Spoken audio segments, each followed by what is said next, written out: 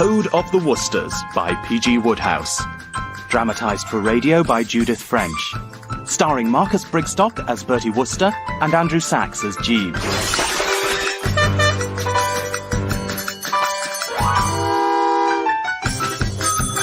Episode 1.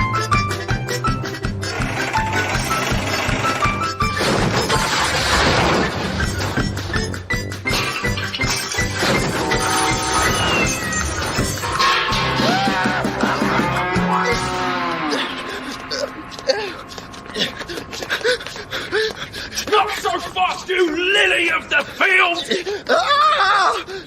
You're nicked! Gussie! Don't run out on a fellow! Oh, my gosh! Rally round, Jeeves! There's a cop sitting on my head! Very good, sir. Constable. What do you want, you obsolete relic of an exploded feudal system? Perhaps you're not aware that whilst you have foiled Mr. Wooster's attempt to steal your helmet, it has nonetheless been purloined by the tall gentleman now running away down Cranbourne Street. You what? Come back, you ruddy crack gorilla! Stop in the name of the law! Jeeves, you're a genius. I fear not, sir. No, dash it, really. There is a contingency I have overlooked, sir. Oh, never mind. Call me a cab. It will not be practicable, sir. Why not? Because there is another policeman behind you, sir, who is about to apprehend you with a blackjack. Oh, golly. Ow. Ow. Ah! Jeeves! Ah! Jeeves! Ah! Jeeves! Ah! Jeeves! Ow! Jeeves! Ah! Jeeves! Good morning, sir. A policeman's driving tent pegs through my head! Yes, I believe that may be the operation of the mint juleps, sir. Is it morning? Yes, sir. It seems very dark outside. Oh, there is a fog, sir. If you will recollect, we are now in autumn, season of mists and mellow fruitfulness.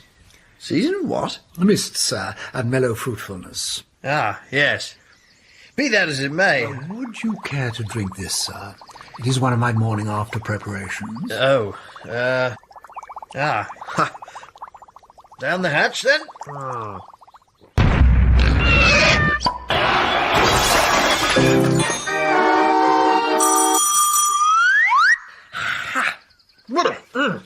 That's better. Those braces of yours really are the goods, Jeeves. I endeavour to give satisfaction, sir. A moment ago I wanted an undertaker. Now the birds twitter in the trees and all is well. So, what goes on in the big world? Is that the paper you have there? Yes, sir. Oh, I say. It's thick. I mean, at this hour of the morning. Ah, what's that? Aunt Dahlia's magazine? No, sir. It is a brochure from the Travel Bureau in respect of their round-the-world cruise. I thought that you might care to glance at it.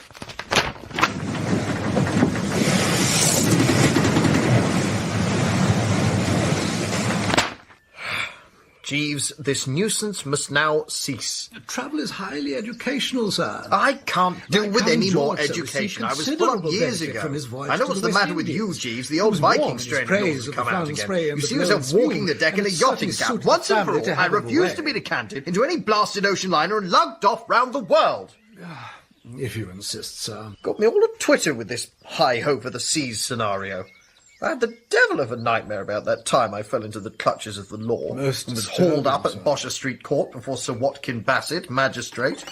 Do you remember that man of wrath, Jeeves? The prisoner Wooster stands before you, a feckless, sottish young man, Oh, I say. a wretch, a wastrel, and a disgrace to the names of Eton and Oxford.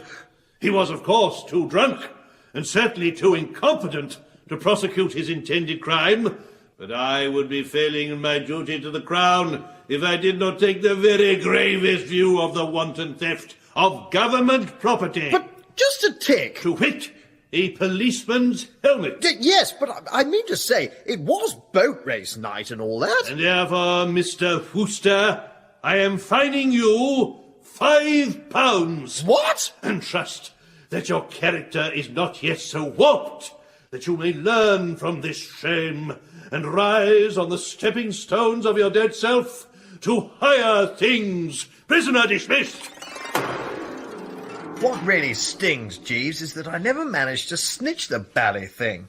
And whoever did got away scot-free. Thus liberty plucks justice by the nose, sir, and quite athwart goes all decorum. Quite. Any letters today? No, sir, but there has been a telephone communication from Mrs. Travers. Aunt Dahlia? Yes, sir. She expressed a desire that you would ring her up at your earliest convenience. Ha, I'll do better than that. I'll call in person. Then she might invite me to lunch. Run the bath, Jeeves. The young master is going forth. Yes, sir. I think I'll wear the I've put blue out the with brown the faint suit, red sir, stripe. not the But I blue with fancy the faint myself stripe, with sir, the... All not right, the all blue right, with all the right. faint Have it your stripe. way. Very good, sir.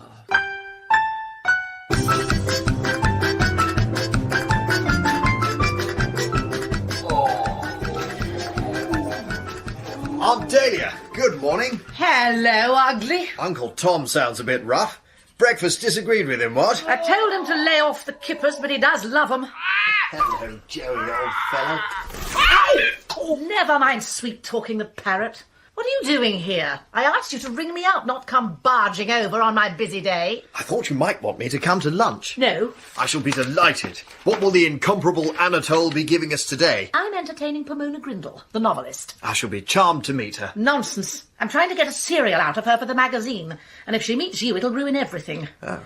No, what I want you to do is to go to Stutter's antique shop in the Brompton Road and sneer at a cow creamer. Do what to a what? They've got an 18th century cow creamer that Tom's going to buy this afternoon. Oh. If he's alive. He wants it for his collection. Oh, it's a silver whatnot, is it? Yes, a sort of cream jug. Ask them to show it to you, and when they do, register scorn. The idea being what? To sap their confidence, of course, chump. Right. To sow misgivings in their mind and make them clip the price a bit. The cheaper Tom gets the thing, the better he'll be pleased. And I need him to be pleased, because if I succeed in signing Pomona Grindle up for this serial, I shall have to get into his ribs for a biggish sum of money. So pop off there without delay and shake your head at it. I can't shake my head. Not today. Oh, curl your lip, then. Draw your breath in sharply, click your tongue. Can you manage that? Oh, rather! And tell them you think it's modern Dutch. Why? Well, I don't know. Apparently it's something a cow creamer ought not to be. So, you were out on the tiles last night, were you, my little chickadee?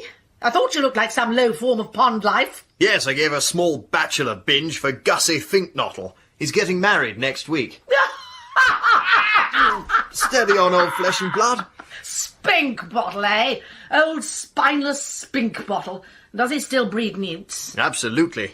In the middle of an important experiment, he said. Fish-face spink bottle getting married. Wouldn't have thought he had the spunk. Who's the unlucky girl? Madeline Bassett. Ah, that explains it. Sir Watkyn Bassett's daughter. Yes, and rather him than me. I thought she was your old flame. Old flame? That ghastly, droopy, soupy girl? You were almost engaged to her. My dear old relative, you are perfectly well aware of the inside facts of that frightful affair. Oh, Mr. Wooster, don't you love the sky above the Riviera? Do you know that every time a fairy sheds a tear, a star is born in the Milky Way? Right. Look, talking of shedding tears, it may interest you to know that there is an aching heart here in the Riviera tonight. An aching heart? Absolutely. It's having the dickens of a time. Can't eat, can't sleep, all for the love of you. Oh, Mr. Wooster. And what makes it so particularly rotten is that the owner of this aching heart can't bring himself up to scratch to tell you. Too many nights studying newts, probably. Sapped his nerve. Not that he ever had much. So he asked me... Please, don't say any more. I suspected this when first we met. A girl always knows. Sorry? It's this dashed music. I didn't catch what You stared at me without speaking, but with whole volumes in your eyes. Oh my goodness. No, you didn't think that... Mr. Wooster, may I call you Bertie? I wish I could be your wife. Oh, my aunt. But my affection for you can never be the flame-like passion which I feel for Augustus. What? You're in love with Gussie? Well, I'm dashed. You see, he asked me... But he doesn't love me. Oh. At least he said nothing. His manner is so remote. Desperately shy. You see, it's those newts. Then last night we found ourselves together on the beach, and I boldly said, "Oh, Mr. Fink-Nottle, Don't you love this time of the evening when the sun has gone to bed and all the bunnies come out to have their little suppers? Right, and he said, Newts differ from salamanders in the shape of the tail, and a marked sexual dimorphism prevails in most species. Yep, that's Gussie. All the ardour of a prawn. I can't quench the fire in my heart for Augustus Bertie. But if he doesn't care for me, Well, I'm then sure I he does. will I marry mean, you what? and No, hope no, that no. in time your companionship Mine? will No. help me to forget when I Gussie. loved like an unbodied joy whose race is just begun. What? Play something else, please.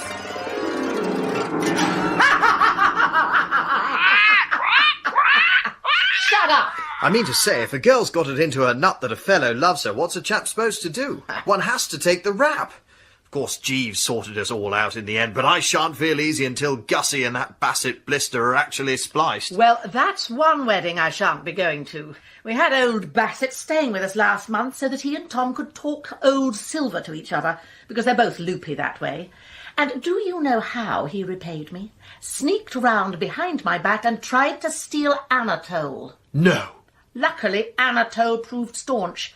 After I'd doubled his wages. Double them again. His consommé aux pommes d'amour alone is worth $500 a year.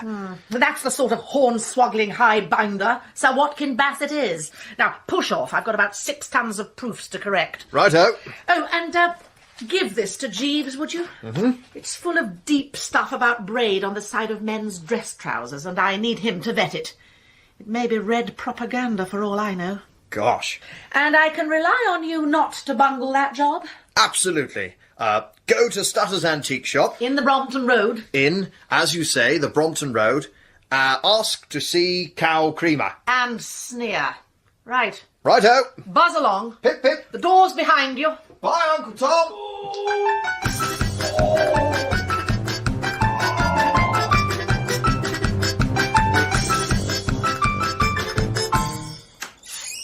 Good morning. I say. Oh, dear. Yes. Oh, hello. Oh, sorry. Anyone about?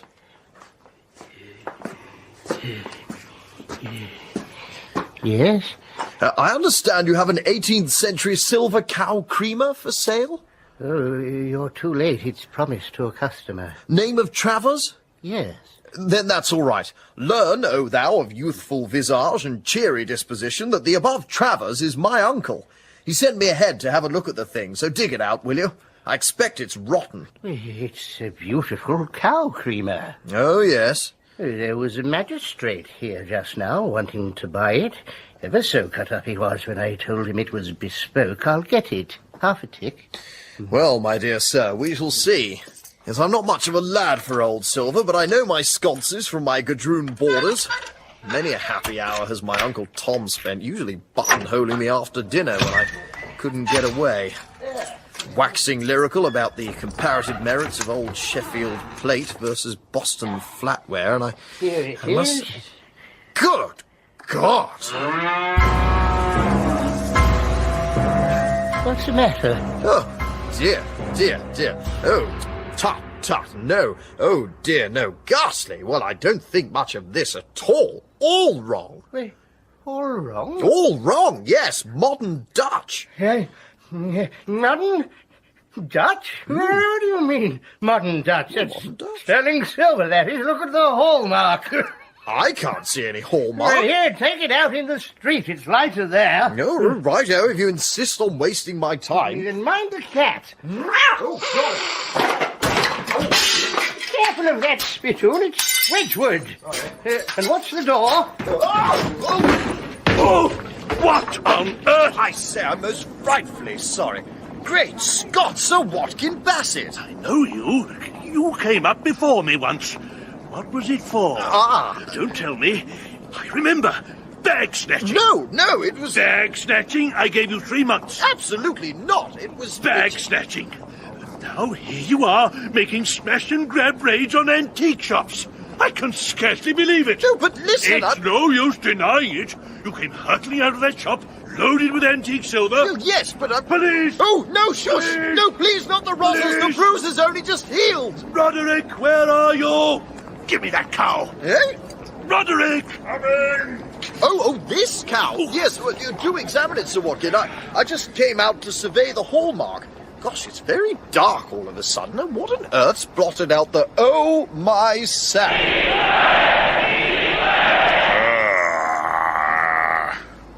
Who's this miserable little worm? Golly. Mustache? Come back!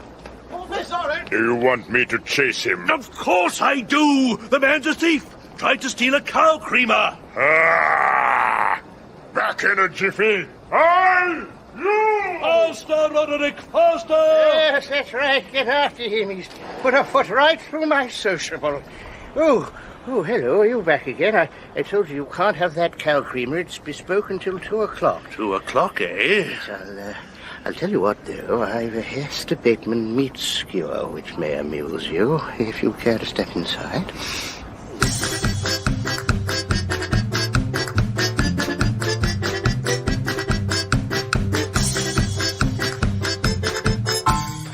Jeeves, brandy and soda. And if you leave out the soda, it's all right with me. Oh, you seem fatigued, sir. I've spent the day being chased by a gorilla. Indeed, sir. Or the human equivalent thereof. Fellow was at least 8 feet tall. And the more he ran, the bigger he got. Very trying, sir. I must have legged it down every side street and byway in London.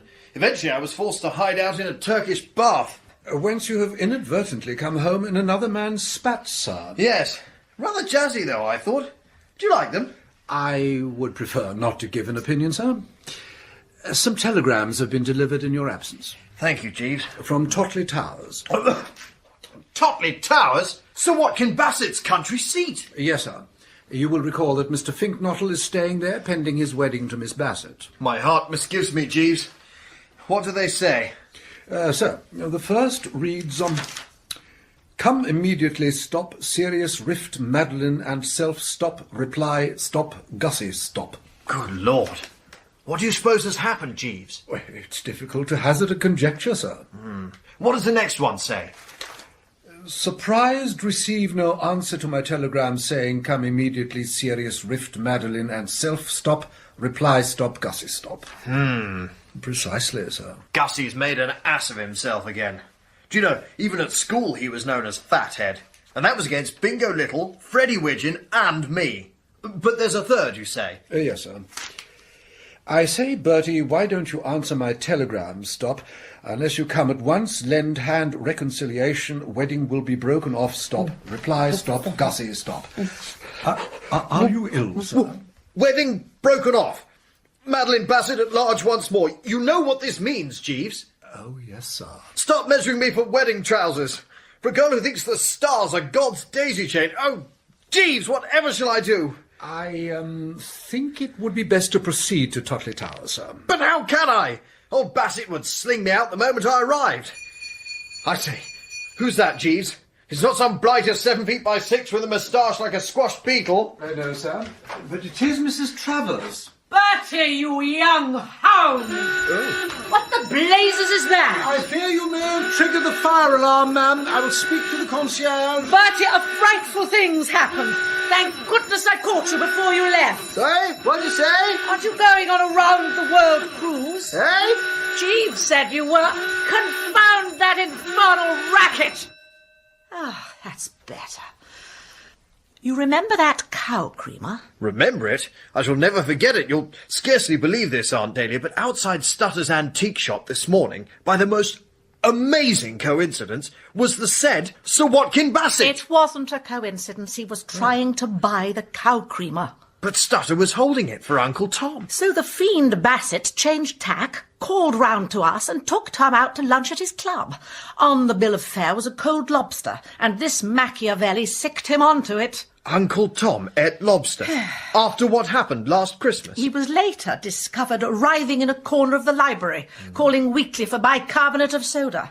Bicarbonate of soda, my foot. He had to have 2 doctors and a stomach pump. And in the meantime? And in the meantime, of course, 2 o'clock had come, Tom hadn't appeared, and that hellhound Bassett nipped down and bought the cow creamer. He's taken it straight down to Totleigh Towers. Well, I'm dashed. And without the cow creamer, I shall never be able to get a cheque out of Tom for that Pomona Grindle cereal, and I've just signed her up for a fabulous price. So I'm not taking this foul outrage lying down. By every moral law, that cow creamer belongs to Tom. Oh, emphatically. So I'm going to pinch the damn thing. What? Or rather, you are. Me? If you set off now in the two-seater, you'll be at Totleigh Towers by tea time. So snap into it, Bertie. It's not much to do for a love dance. It's a dash lot to do for a love dart. Sorry, not a chance. What? Nothing doing. Yellow, eh? Bright yellow, like Uncle Tom's parrot. Well, that's a shame. Because you know what will happen if you don't you? You can't mean. Yes.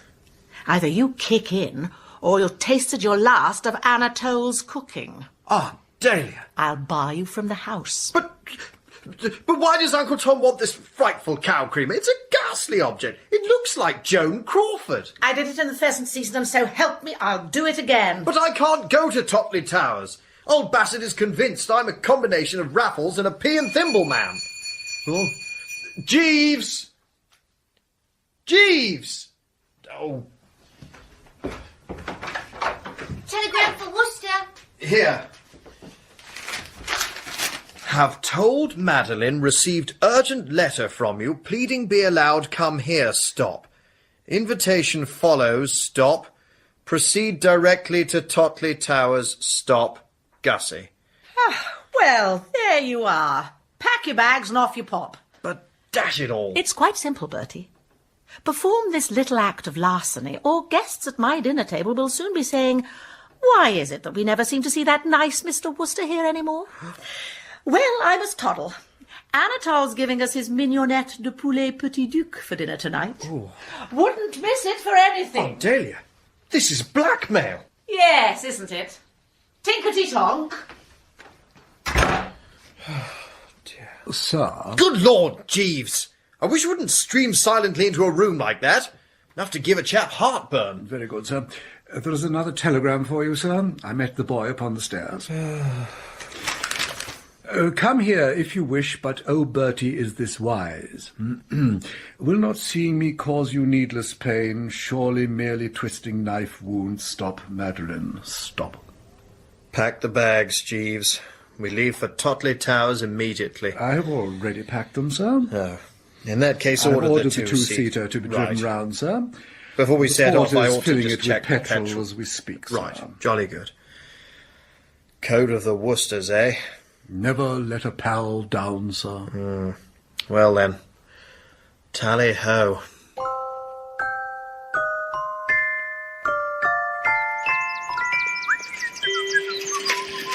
When constabulary duty's to be done, to be done. Hello. Oi, stop that! Stop that! Get off! Get off! I'm warning you! Down! Get off! Help!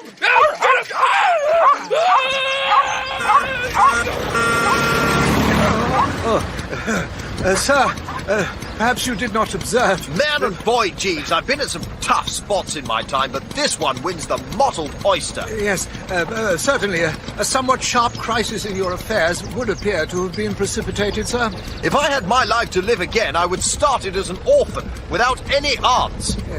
Isn't it Turkey where they put aunts in sacks and drop them in the Bosphorus?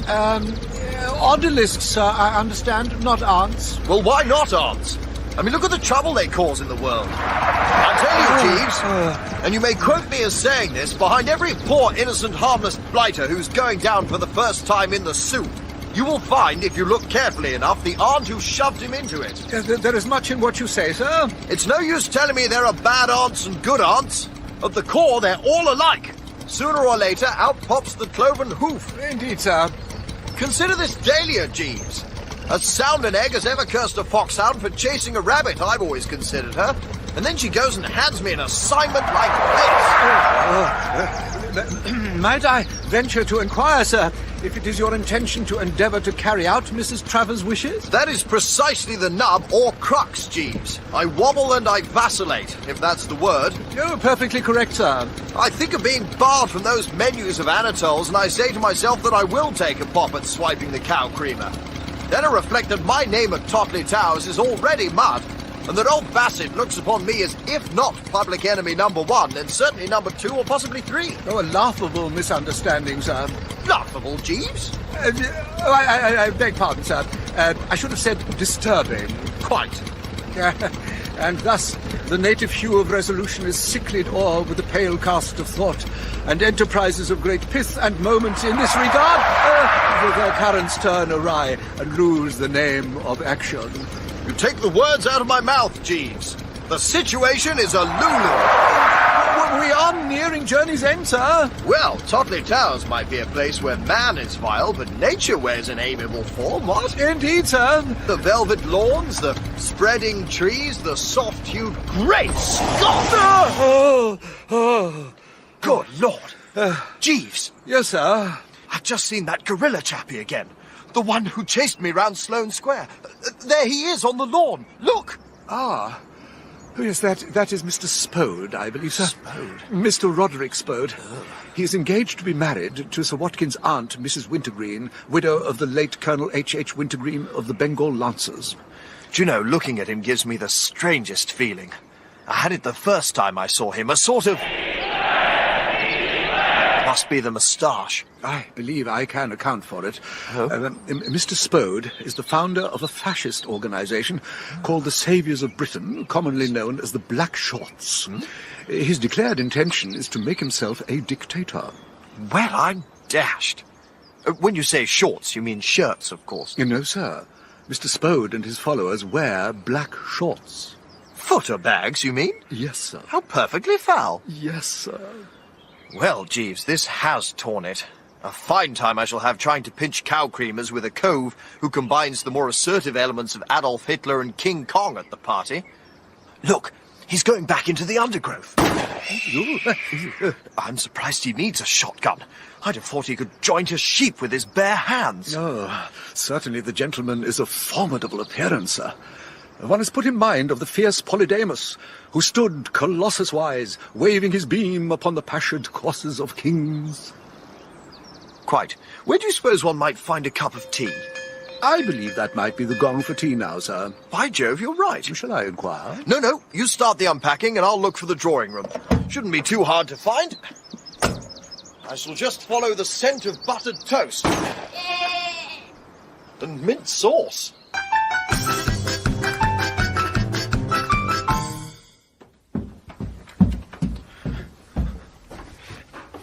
I say, could you tell me... Oh, not to worry.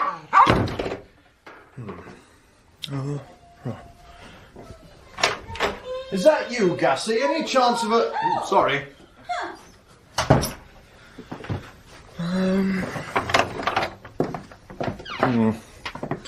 That's just the Bassett Antique Silver Collection. Wait a moment.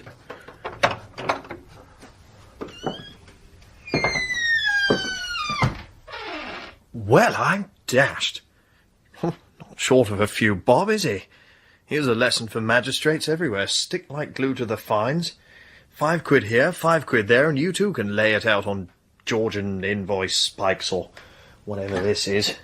Ow! Finger. Great Scott!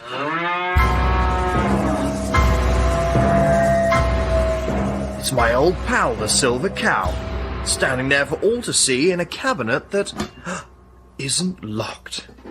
Well, Buttercup, we meet again. Hands up. Oh, golly. Ha! Sir Watkin, come in here, please. You're Spode, aren't you? I dare say you're thinking this looks a little odd. Crikey! Shut up, or I might miss and get your head. Righto. Yes, Roderick?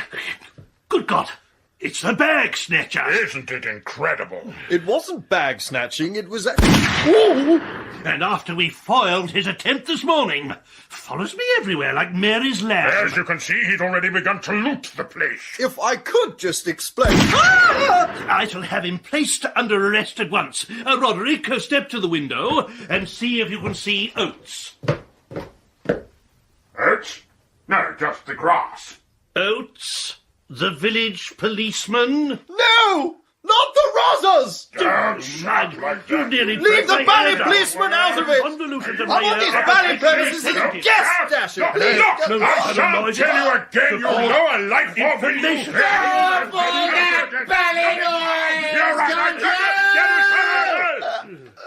Sir Watkyn, please remember I'm in the middle of a very delicate experiment. Spode, who are you throttling now? Oh, hello, Bertie. Hello, Gussie. You mean you know this man? Of course. Yeah. This is Bertie Wooster. Didn't Madeline say he was coming today? But I caught him trying to steal Sir Watkyn's silver. Go and boil your head, Spode. Crikey, Gussie. Bertie and I were at school together. We caught him red-handed, I tell you. Look, he's got his hands round my creamer. No, well, I... Yes. Well, a man can admire a bit of old silver, can't he? Especially if he's Tom Travers' nephew. Tom Travers' nephew, is he? I say, Gussie, any chance I could send a telegram?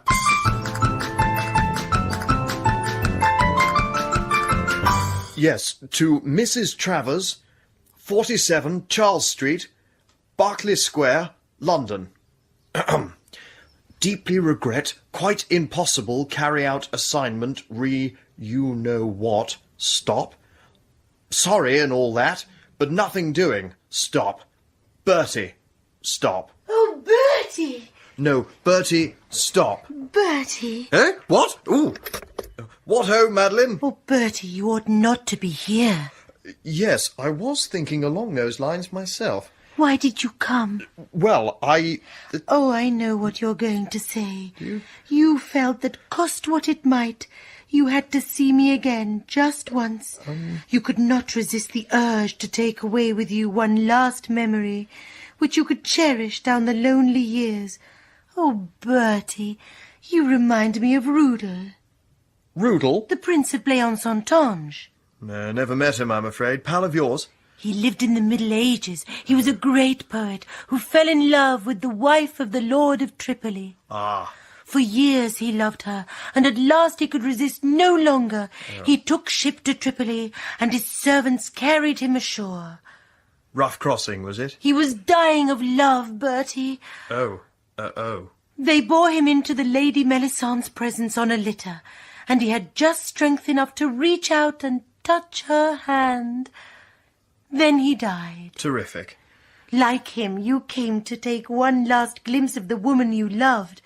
It was dear of you, Bertie, but was it wise? No. Would it not have been better to have ended it all cleanly, that day I told you that my heart was another's? Absolutely.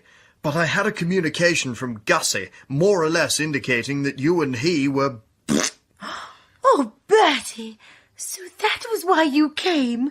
I'm sorry, oh, so sorry. There really is no hope, none. Oh. I love Augustus. Really? He is my man. And you haven't parted brass rags? Of course not. Then what did he mean by serious rift, Madeline and self-stop? Oh, that was nothing. It was all too perfectly silly and ridiculous. I thought I had found him toying with my cousin Stephanie, but Augustus explained everything. He was only taking a fly out of her eye. Taking a fly out of her eye? Why, yes. So everything between you is hotsy-totsy? Everything. I have never loved Augustus more than I do now. Haven't you, by Jove? Sometimes I ask myself if I am worthy of so rare a soul. Oh, I wouldn't ask myself rot like that. You two fit like pork and beans.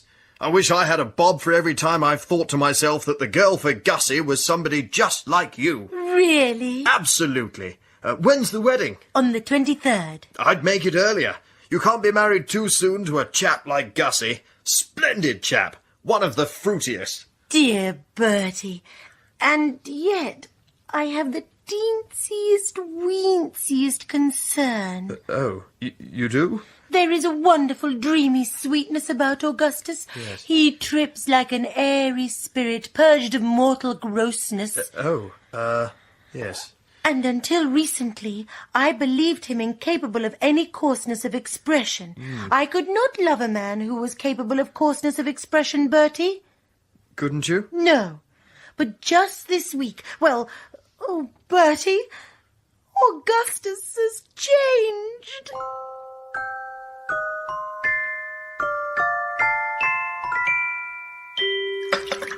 Another crumpet? Thanks.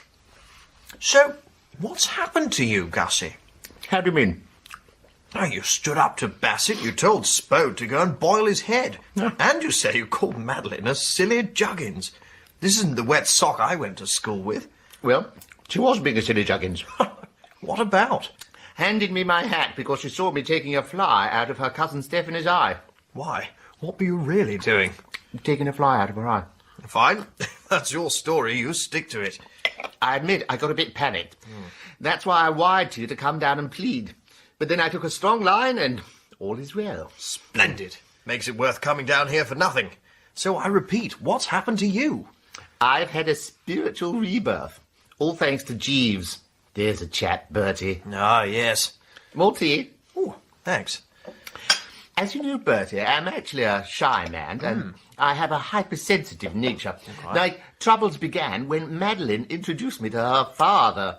We'd arranged to meet at the Royal Aquarium in Monaco. Bienvenue au monde du poisson. Aujourd'hui, dans la salle de Triton, se trouve une grande exposition des newts. Daddy, darling, this is Augustus. What? This? How do you do? I thought it was an exhibit. À ce moment, c'est la saison d'accouplement. C'est la lune, mesdames et messieurs. La lune rend amoureuse toutes les espèces marines. Isn't he an angel, Daddy?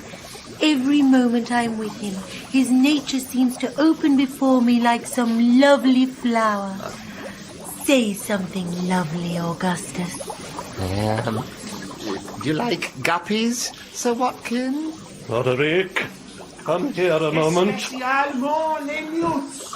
Ils remuent leur petit cœur, frétillent, roulent les yeux. What's the matter? Madeline says that this is Augustus Fink-Nottle. Ah, C'est l'amour, mesdames et messieurs. C'est la passion. I feel rather... Think. Why, Daddy, whatever's wrong? C'est une chose mystérieuse, inconnue. La passion qui frappe au cœur du newt. listen, Fink-Nottle, you little fish-faced freak. I've loved Madeline since she was so high. How high? Shut up! Oh, no! He's having some sort of seizure. If I had my way, I'd feed you to these piranhas. Gulper eels. But Madeline's happiness is everything to me. As long as she loves you, I'll restrain my urge to wipe the floor with you. But if you ever let her down, Fink-Nottle, I'll kick your spine up through your hat. Through my hat. Righto. Sorry. And then, on top of everything else, I remembered I'd have to make a speech at the wedding breakfast. Well, naturally. But I can't make speeches. And the thought of trying in front of Bassett and Spode just filled me with panic. Right. I was waking up in the night, shouting. I was drinking heavily, glass after glass of orange juice. Oh. Madeline brought me cold steak and kidney pie, and I couldn't eat it. I considered cancelling the wedding. Oh, my gosh. No, don't do that. And then I remembered Jeeves. I took the train to London at once and was lucky to catch him before he left England. He isn't leaving England. Aren't you both going on around the world? No. Oh. Well, he had the whole thing sorted out in minutes. Cultivate a lofty contempt for your audience, Mr. Fink-Nottle, and you will address them with flair. Consider, for example, how the members of the Drones Club may be held up to ridicule. Mr. Pongo Twistleton's flapping ears are the jest of Mayfair. As a child, Mr. Fotheringay Phipps was removed from your birthday party when he was sick upon the chaise longue. The imbecilities of Mr. Wooster would fill several books. You must despise Mr. Spode and Sir Watkyn Bassett, sir. Those whom we despise, we do not fear. That seems sound, but dash it, Gussie, you couldn't despise Spode. He's the size of a house. Couldn't I? The moment Jeeves spoke those words, I settled down to think of all the things about Roderick Spode and Sir Watkyn Bassett which exposed them to my just contempt, and the stuff came pouring out. In the end, I wrote it all down in a notebook. You wrote it all down in a notebook? A small, brown, leather-covered notebook. I bought it in the village. My aunt, Gussie, you keep it under lock and key, I presume? No. In my breast pocket. Here it is. Oh, no, it isn't. It's funny. I must have dropped it somewhere. Dropped it? Yes, but don't worry. I can remember every word. You can? Oh, yes. I've subjected Spode and Bassett to a pitiless examination. Oh. It's marvellous how much material I had once I really got going. Oh. Have you ever heard Sir Watkin dealing with a bowl of soup? No. Like the Scotch Express going through a tunnel. Goodness. Have you seen Spode eat asparagus? Never. Revolting. Nature clearly intended him for a gorilla. It was all bright, snappy stuff like that? Every word of it. Right. So when old Bassett finds the book, which he's as likely to do as anyone, there's no chance of him being bored then. Oh, my gosh. I never thought of that. Start now. What do you think he'd do? Put the bird on the wedding instanter. He wouldn't. Of course he would. Who said he wasn't any too sold on you as a son-in-law? One glimpse of that book and he'll be countermanding the cake and returning Madeline to store. Ooh. But don't worry, old man. Long before that, Spode'll have broken your neck. I'm in the soup, Bertie. Yes. Ring for Jeeves. Not even Jeeves can help us here. It's a straight issue of finding and recovering that notebook before it can get to old Bassett. Now, when did you have it last? Think, Gussie, think. Think. Oh, golly. Wait a minute. By the pump. Good. Which pump? The one in the stable yard. Right. Yes, that's right. Earlier this afternoon. I took it out of my breast pocket to make a note about the way Sir Watkin slops his porridge. Yes. And then I put it back in my breast pocket. Right. Of course. Then Madeline's cousin Stephanie asked me to take that fly out of her eye. Keep it clean, Gussie. Oh, dash it, man. What's the first thing you do when a girl asks you to take a fly out of her eye? Reach for your handkerchief. Yes. And as I did so, the notebook must have fallen out. That's right. Stephanie said, hello, what's that? Yes. But I didn't pay any attention because I'd just seen Madeline looking at us with a face that would have curdled milk. So young Stiffy's got it. Well done, yes. Oh, absolutely. No comfort. I think I will. Thank you. Where do you think she'll be? Walking back from the village. She went out an hour ago. Righto. I'll biff off now and meet her in the lane then. Oh, and Bertie, keep an eye out for that Scotty of hers. Rendezvous in my room at 7 Pip Emma. It biteth like a serpent. Bertie? Oh, well, more comfort for me.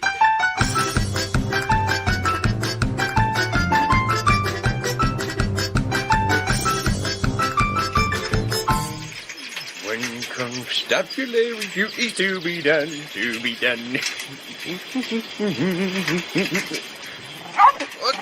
Oh, lay off me, you brute! Stop in the name of the Lord!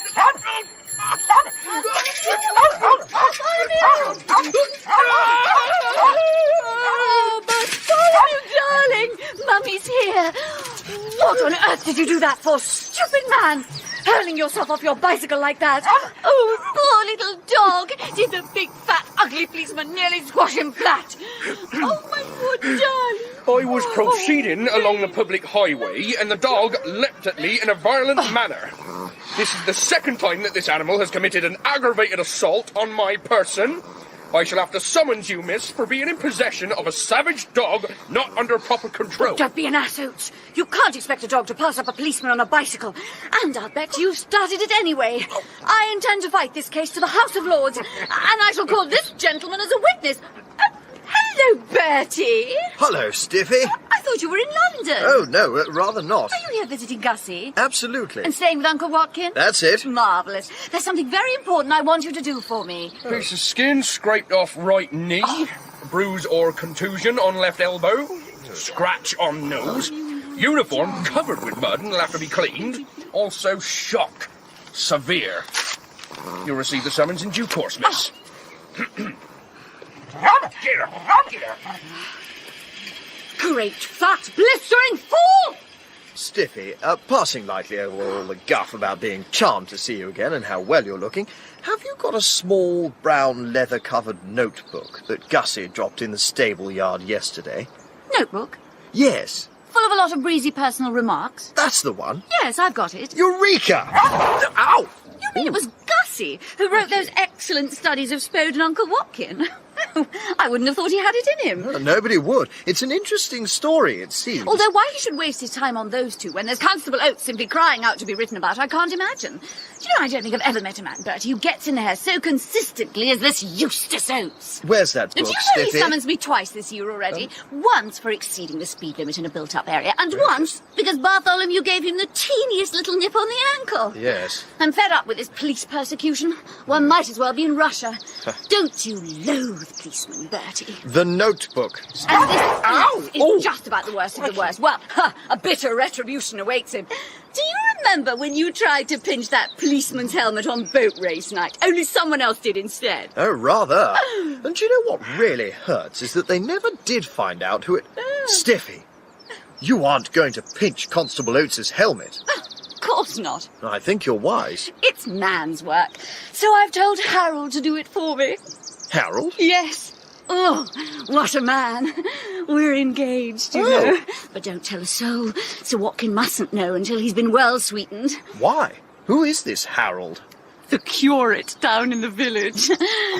Is lovely, kind curate going to pinch nasty policeman's helmet for Mummy's eh? But Stiffy, you can't ask a curate to go about pinching policemen's helmets. You'll get the poor bird unfrocked. Oh, nonsense. He'll be right up his street. He told me he was the dickens of a chap when he was at Magdalen. Oh, Magdalen man, is he? Oh, perhaps I know him. Of course you do. He often talks about you. Harold Pinker. Harold Pinker? Great Scott, one of my dearest pals. Old Stinker Pinker of my college days. I've often wondered where he'd got to, and all the while he'd sneaked off and become a curate. Yes, and a jolly good one, too. Any moment now, he'll get a vicarage and then watch his smoke. So, you're going to get old Stinker to pinch Oates's helmet? Well, right.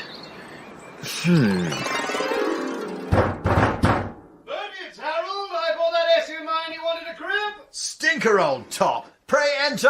What-ho? Dash these and of you. Oh, watch the door. The hinges are a bit... Sorry, Bertie, old egg. Not to worry. Mind your head as you come in. The only thing about having rooms in Cloister's attic is... Ooh!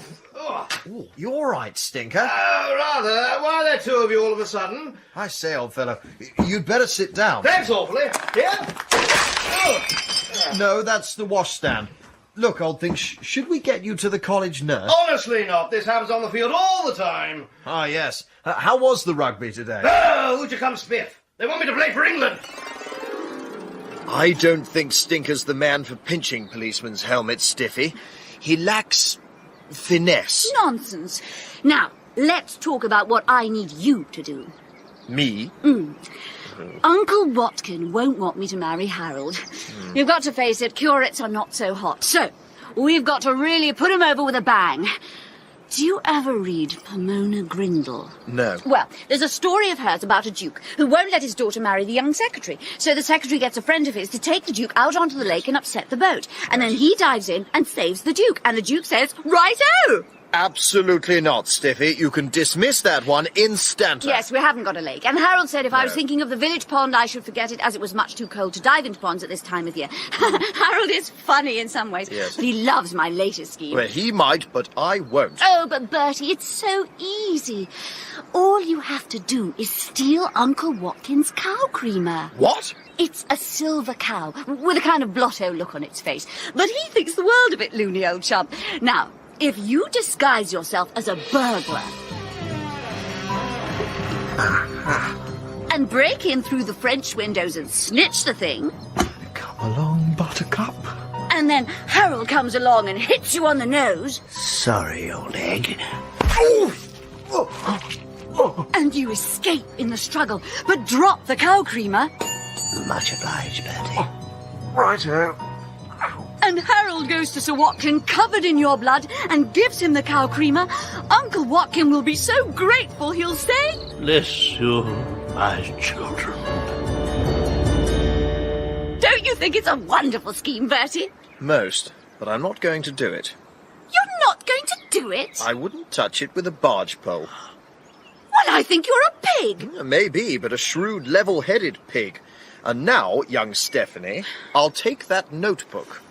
What do you want it for? I want it because if it should fall into the hands of your uncle, he would certainly kick the stuffing out of the Gussie Madeline wedding arrangements, in which event I'd be up against it as never before. Why? How do you come into it? Because when at the Riviera Gussie asked me to plead his cause, your fat-headed cousin thought I was pleading mine, and promised to marry me if ever Gussie's nomination had to be scratched. Madeline Bluebell Bassett.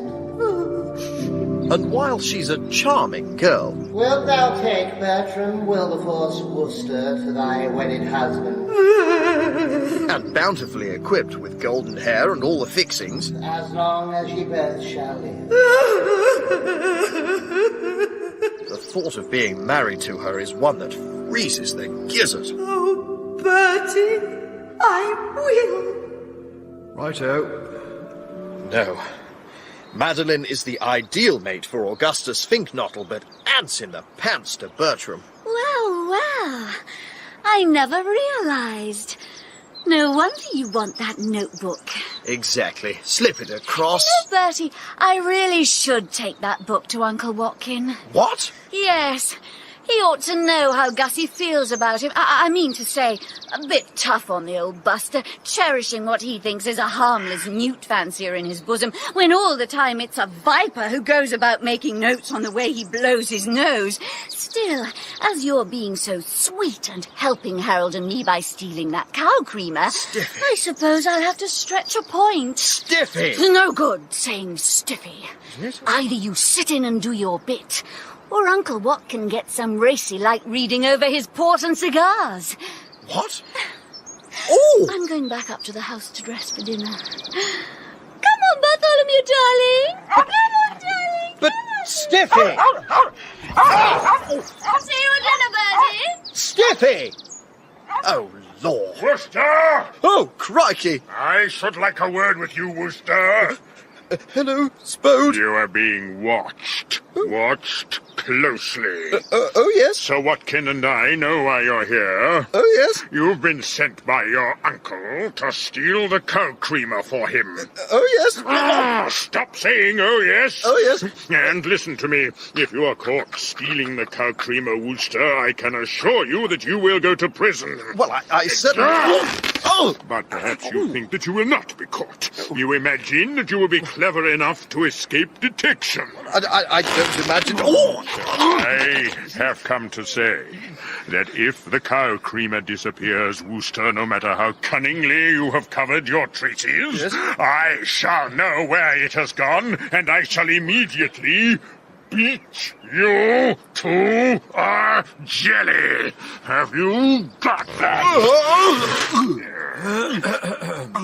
Yes? If you have finished putting Mr. Wooster's head into that flower pot, sir, I should like to speak with him. Of course. Mr. Wooster? Yes? Your aunt, Mrs. Travers, has arrived. What? Aunt Dahlia? Here? Yes, sir. She desires me to say that she is in the blue room, Yes? and would be glad if you could call on her there immediately. Right. She has received your telegram. She calls you a chicken-hearted goop, sir, and says she intends to see you carry out her wishes. Mrs. Travers has arrived. Yes, sir. And intends to see Mr. Wooster carries out her wishes? Yes, sir. Ha! To, jelly, Wooster. See you at dinner. Yes. Jeeves. Yes, sir? What was the code of the Woosters? Perhaps it should be never let an aunt down, sir. Stand by to counsel and advise, Jeeves. The plot has thickened.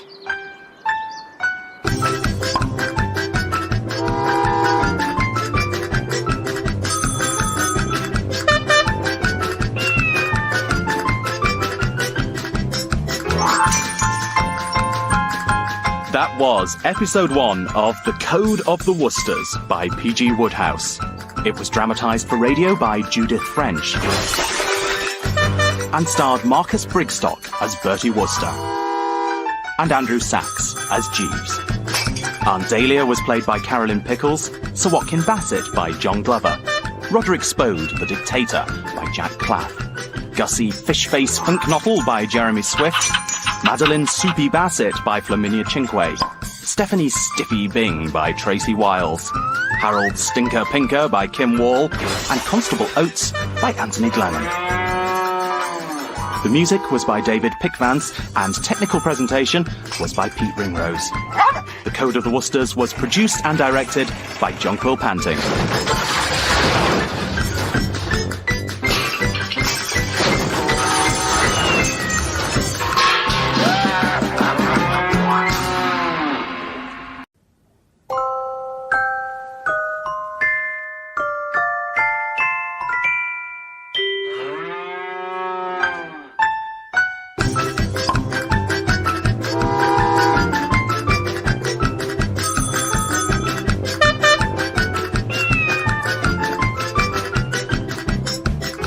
Code of the Woosters by P.G. Wodehouse.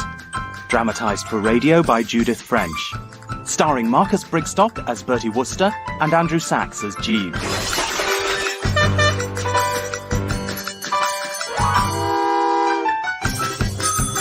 Episode 2.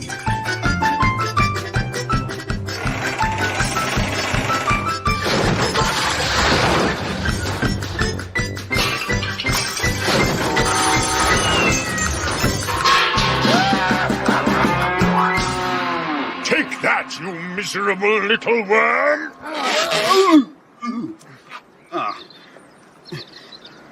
Get this flower pot off my head, Jeeves. It's time for the exposition. Very good, sir. Pull, don't twist, Jeeves. It all began with the cow creamer. A silver cream jug in the shape of a cow. Ghastly object, really, but much prized by my goofy Uncle Tom. A collector of Georgian silver. Until it was acquired through underhanded chinoiserie. Skullduggery, sir? By Sir Watkyn Bassett, the same magistrate who fined me £5 on boat race night. For failing to steal a policeman's helmet. While the real thief remained incandescent. Incognito, sir. Yes. Twist, don't pull, Jeeves. So my Aunt Dahlia's told me to hot-footed here to Totleigh Towers. Sir Watkyn Bassett's country seat. Locate the cow creamer and get it back. Steal it back, sir. Despite Bassett watching my every move, or she'll never ask me to lunch again. And when I tell you that Aunt Dahlia's cook is none other than Anatole... The very pink of culinary perfection. You'll see that the stakes are high. No, my neck, Jeeves, my neck.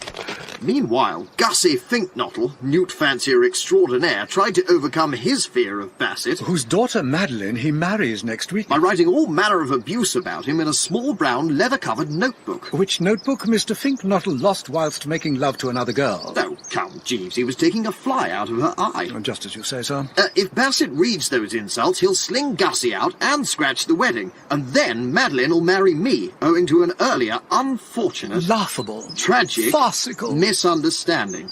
Namely, she thinks I'm dying of love for her. To the thought of marrying a girl who thinks the stars are God's daisy chain freezes the blood. I shall have to break this, jardinier, sir. Yes. Ow! Ooh, ow! So the notebook must be found. And who should have it but Madeline's cousin, Stiffy? Miss Stephanie Byng, who had the fly in her eye. But Stiffy is... a charming young lady. Pure padded cell, and engaged to my chum, Stinker. The Reverend Mr. Harold Pinker. A penniless curate, and she's insisting I fall in with her loony scheme to steal the above-mentioned silver cow creamer for her, so Stinker can wrest it from me and return it to Bassett, who'll then gratefully bless their union. Hold still while I beat your head against the wall, sir. Righto. Ow! Ooh, crikey. Which brings us to Roderick Spode. Ooh. Friend of Bassett, would-be dictator, and fond of...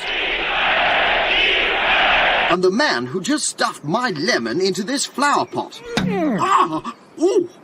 Who said that if anyone steals the cow creamer, he'll beat me to a jelly. Oh, that is better. And through the whole ranagazoo, as always, pulses the powerful brain of Jeeves, my man. Or may I say, my right-hand man. Oh, thank you, sir. Even if he is always trying to get me onto some ghastly round-the-world cruise. My cousin George... Never mind about your cousin George, Jeeves. Yes, sir. Him I for was the long merely winter about to remark that whilst aboard the the item under RMS discussion Atlantic, is not my cousin George, became but the Aunt mixed Dahlia, doubles tennis the champion, jellyfish Fink-Nottle, although he had and never the played pimple tennis Stiffy. prior to Oh, taking blast passage. tennis, Jeeves! Just as you wish, sir. So that is the situation. Have you thought of a way out, Jeeves? Not yet, sir. But I think we should return to the house. Miss Byng promised a recital of folk songs before dinner, and no doubt you will first wish to rinse the mulch from your hair. Folk songs? You mean after using extortion and blackmail, Stiffy expects me to listen to her singing Hey Nonny Nonny? I would advise acquiescence, sir. The female of the species is more deadly than the male. That cruise, Jeeves. Sir? I suppose it would be all. Hello, girls. Champagne all round, Jeeves. Let's whoop it up. Very good, sir. And then, how about a hot game of tennis? When I play tennis, Jeeves, women laugh. To the drawing room, sir. To the drawing room. Code of the Woosters, eh? Never let a pal down, sir. Well, precisely. It was a lover and his laugh, with a hey, with a who, and a hey, nonny no, and a hey, nonny nonny no. Do you mean to say, Bertie, that if you don't agree to steal the cow creamer tonight, Stephanie will show Sir Watkyn my notebook? That is the position in a nutshell, Gussie. She said she'll slip it to him with his soup. Oh, golly. And if I do swipe it, Spode will beat me to a puree for dessert. Oh, crikey. If you care to describe the situation as an impasse, it'll be all right with me. But, Jeeves, could you oil off and get me a spot of brandy? Oh, ouch. I shall be glad to, sir. You aren't afraid of Spode, Bertie? Yes, I am. He's a mere mass of beef and brawn, bound to be slow on his feet. I don't intend to try him out. Please be quiet, Mr. Wooster. Then we have to get that notebook from Stephanie. Do you think she's got it on her now? It's hard to say from looking at her. I bet it's in her stocking. Couldn't you go up to her when she's finished, applauding warmly, and then engage her in, well, something in the nature of a jocular embrace? Are you suggesting I prod Stiffy's legs? Yes. Absolutely not, Gussie. The shot is not on the board. Where's your pluck, Bertie? You do it. I can't prod Stephanie's legs. Madeline's sitting 3 feet away. Thank you. This next one's for Bertie. In Russian, it's called Oi Morez, which roughly translated means time's nearly up and I shall jolly well do as I'm told if I know what's good for me. Ready, Madeline? Certainly. Gussie, dearest, don't fidget.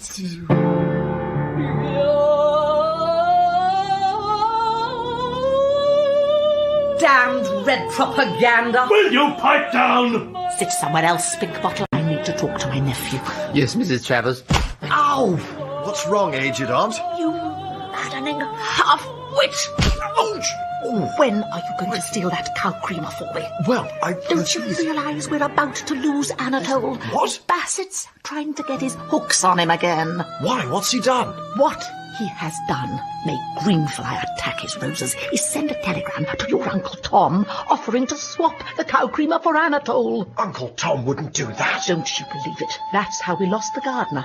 Tom traded him to the Purbrights for an oviform chocolate pot on 3 scroll feet. Great Scott. The only thing that stopped Tom closing the deal was my telling him that you'd gone to Totleigh Towers expressly to pinch the cow creamer, and he'd have it in his hands by the morning. And then I get a telegram saying you won't do it. Well, I can't do You will do it, young Bertie! And you'll do it tonight, or you know what. Lower your voice, madam. The camera is having a deleterious effect on my instrument. What is it, Madeline? I believe the strings have snapped. Oh, in that case, perhaps Mr. Spode would like to do his reading now. Of course, Sir Watkin. Ah, splendid. Who's that awful fellow? That's Roderick Spode. Gives me a sort of... Mein Kampf. Volume 1, Chapter 2. My rejection from the Vienna Art Academy was a complete bolt from the blue. I had always been by far the best in my art class at the Realschule. He's the founder of the Saviours of Britain, alias the Black Shorts. Oh, how perfectly foul. He's in love with Madeline Bassett. He's threatened to break Gussie's neck if he ever lets her down. He's also promised to turn me into jam sponge if the cow creamer disappears. That's awkward. He'd tear the stuffing out of you before you could say pip pip. Well, quite. He must be about the tonnage of King Kong. Yes, there's no need to make a song about it. If he got hold of you, I could see it becoming a sort of... Not my arms! Not both my arms! Oh, no! I'll never wear a dinner jacket again! What we've got to do is sap his strength, dig up some shady secret about him. Blackmail, you mean? Bertie, Just a moment, Gussie. your hand, sir. Oh, thank you, Jeeves. Bertie, it's almost... Shut up, stink bottle. Jeeves, Mr. Worcester needs you to dig up a shady secret about Roderick Spode. Very good, madam. Just the one? Dinner is served. Don't dawdle, Stephanie. For once, I should like to eat on time. Stop right there, Uncle Watkin. There's something I want to show you. Oh, Bertie! Whatever are you doing? Just checking something. Madeline, I can explain. That takes me back to the Hunt Ball of 1921.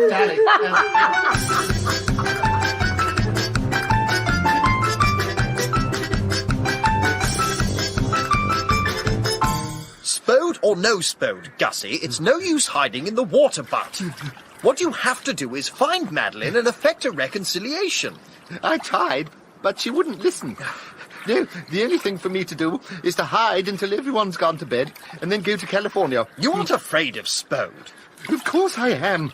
He said if I ever wronged Madeline, he'd break my neck. Oh, pull yourself together, Gussie. Oh. Now listen, I've told Stiffy that I will accede to her demands. You're going to steal the cow creamer? No, I'm not going to steal the cow creamer. Why did you say you were, then? It's a ruse. Oh, I see. It gives us until midnight. That's when I'm supposed to smash and grab. That's when her fiancé, the curate, will be standing by to hit me on the nose. Meanwhile, what you have to do is find that notebook. Once you've got it, it'll be a simple case of... Oh, Augustus, I understand. The little book of insults explains everything. When you were pulling down Stiffy's hosiery, you were just... Yes, my darling, trying to bring us together again. Oh, Augustus, how pure and fine you are. You might have something there. All right, I'll come out. In any case, I could do with some dinner. Was it any good? No. Terrible cook Bassett has here. Seems to think she's catering for a covey of buzzards in the Sahara. Some vile sardine. And then... Gussie? Hello, Spode. Have you seen Fink-Nottle? No? Any message if I do? Yes. You can tell him I'm going to break his neck. Break his neck? Yes. Are you deaf? Break his neck. Righto, and if he asks why? He knows why. Because he's a butterfly who toys with women's hearts and throws them away like soiled... What's that noise? Noise? It's me. You?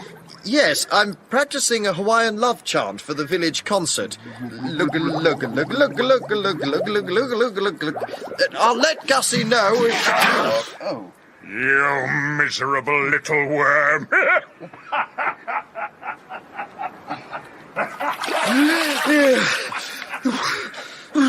Gosh, Bertie, that was close. Why are you wearing that watering can? It's a pretty poor disguise. Find that notebook, Gussie.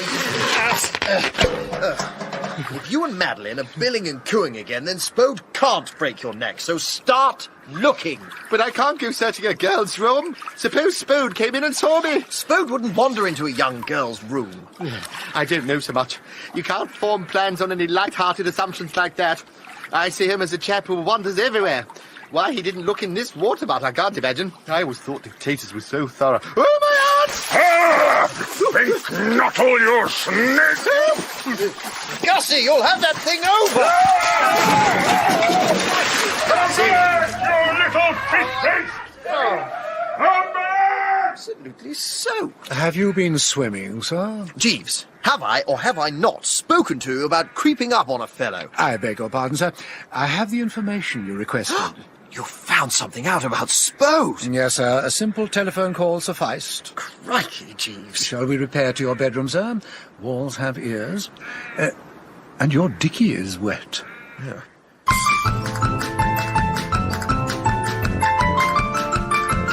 Are you really sure, Jeeves, that if I look Spode in the eye and spring this gag, it'll put the stopper on him? Oh, yes, sir. The tie just a little straighter, sir. Right. If you will observe the gentleman in the Dresden figurine. This man looks like a frog, Jeeves. Yes, sir, but the tie is correct. So let's get this clear. Suppose you're Spode, and I walk up to you and say, Spode, I know all about Sidney. Eulalie, sir. Yes, that would make you curl up like a burnt feather. Oh, yes, sir. The subject of Eulalie is one which Mr. Spode, occupying the position he does in the public eye, would be most reluctant to have ventilated. The trousers perhaps a quarter of an inch higher, sir. One aims at the carelessly graceful break over the instep. There are moments, Jeeves, when one asks oneself, do trousers matter? The mood will pass, sir. Well, I must say, I wouldn't mind knowing more. I mean, what exactly did he do to this girl? You know, I can imagine a sort of... So, you threatened to betray me to the black shorts about being named after Stalin? Only because you refuse to do justice to the one you'd wronged so greatly, Joseph. Roderick! How many more times? Let us leave this place. The three of us can start a new life in Biarritz. Just you, me, and little Trotsky. Never! You die tonight! No! I could not possibly comment, sir. The information was given to me in the strictest confidence. By whom?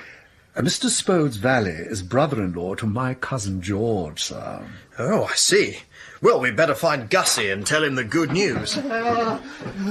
I fancy that will not be necessary, sir. Mr. Fink-Nottle is at this moment attempting to secrete himself under your counterpane. Jeeves, do you think you could get me a spot of orange juice? Oh, certainly, sir. Never mind orange juice, you blighted Fink-Nottle. Why aren't you out looking for that notebook? It will not be necessary. I positively welcome this visit. Watch me deal with him, Gussie. I think it will amuse you. No, Bertie. Good evening, Spode. Oh, my gosh. Spode? Oh, golly. Spode! What do you want, you little runt? I like that. Since you ask, Spode, I want to know what the devil you want coming into my private apartment and interrupting me when I'm chatting to my friends. I say, Bertie. Presumably you have a room of your own.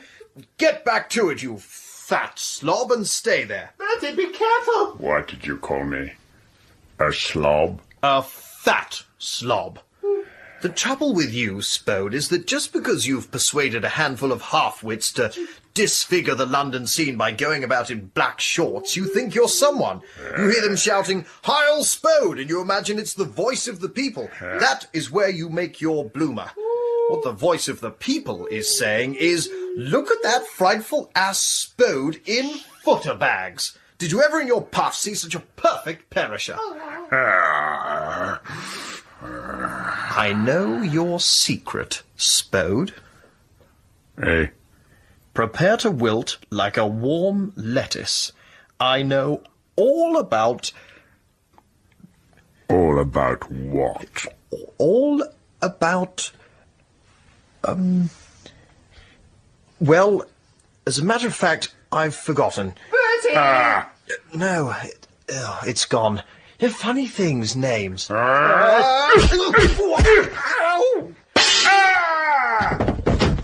Lord! Oh, well done, Gussie! Quick, the quilt! He's still moving. Hang on. Pass me that shepherdess. How about this Dresden figurine? Yes, that'll do. There's a vase here. Ming. Spoon. Elephant. Well, that's that. Is he dead? Oh, Lord, he'll be even madder when he comes round. Bye, Bertie! Yes, time to go, I think. Oh, what ho, Jeeves? Oh, will Mr. Fink-Nottle no longer be requiring the orange juice, sir? Phew, that was a close thing. Indeed, sir. You'll scarcely believe this, Jeeves, but when the moment came to show Spode the iron hand in the velvet glove, I found I'd completely forgotten. Whose bedroom is this? Miss Bing's, sir. What, Stiffy's? Yes, sir. I advise an immediate withdrawal. In case she walks in, you mean? No, sir. The young lady is presently at a lecture given by Mr. Pinker, the curate, to the village mothers on the Holy Land. Well, that's lucky. Let's hunt But for the it notebook. is hardly proper for us to come, wander around Jeeves, the young this is lady's no room. time for Victorian prudery. And What's moreover, needed may here I is the draw your buckling attention two-spirit. to Miss Bing's dog, who is currently watching us from the bed. Oh, cripes.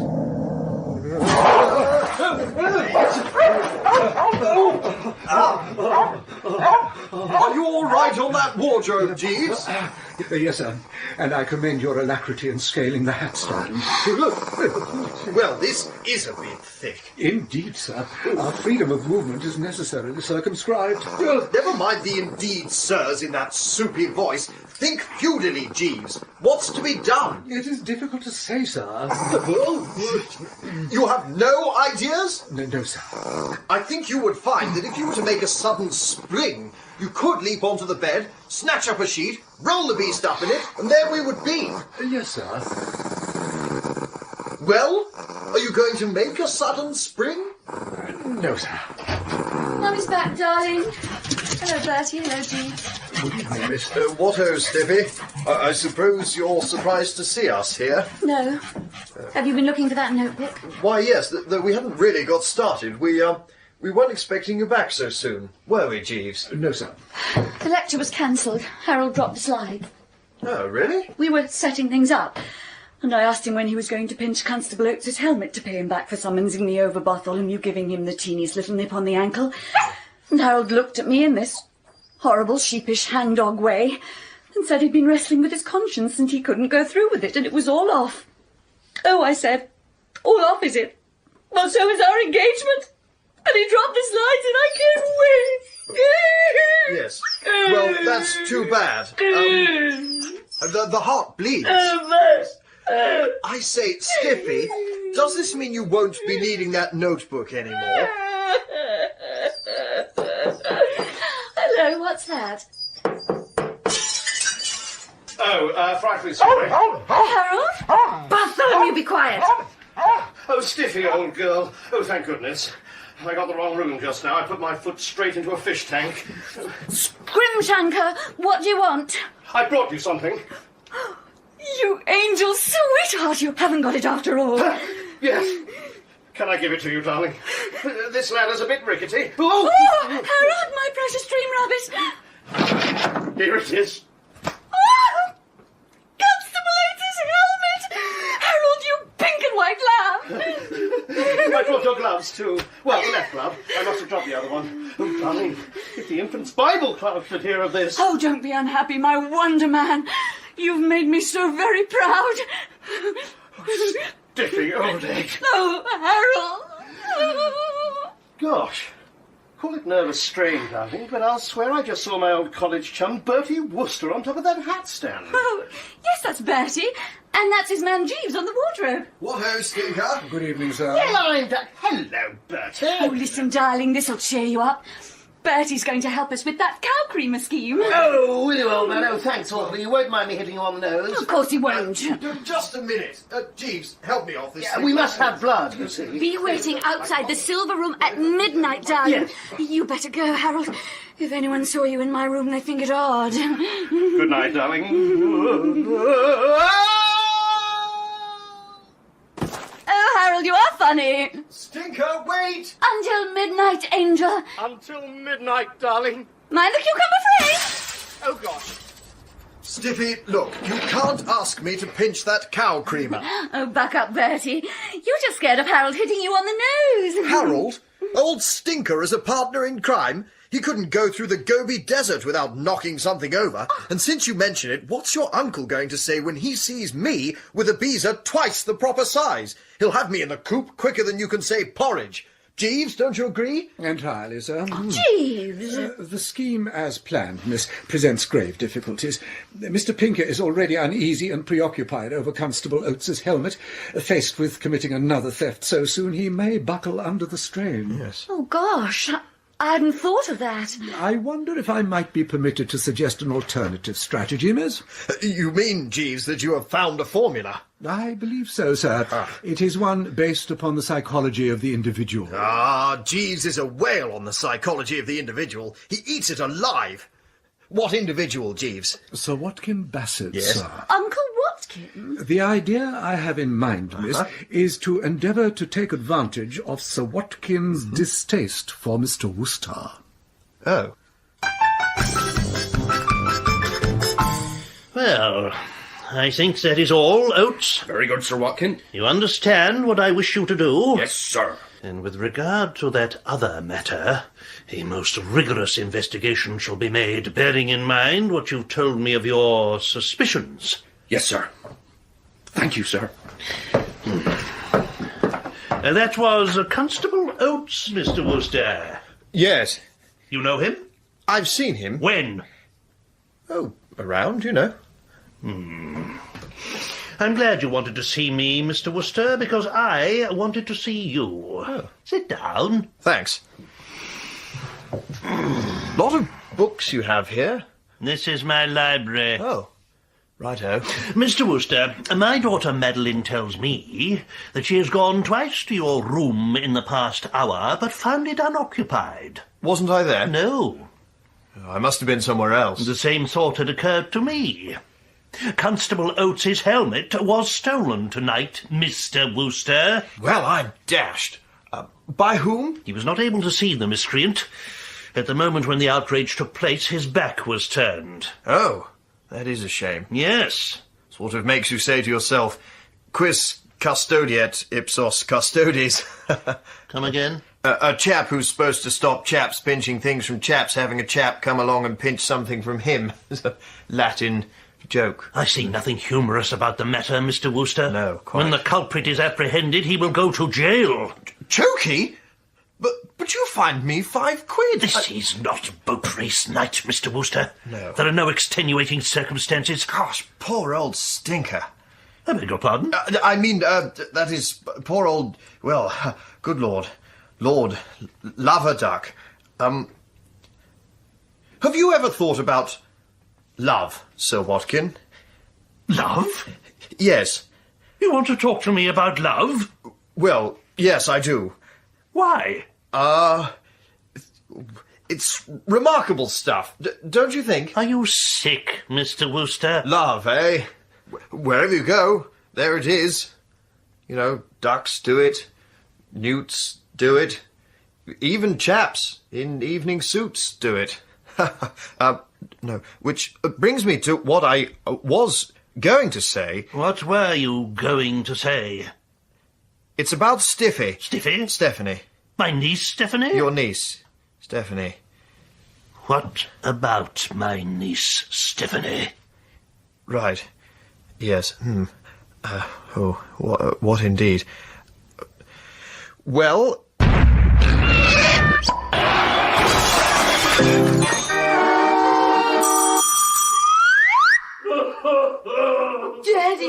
Daddy, darling.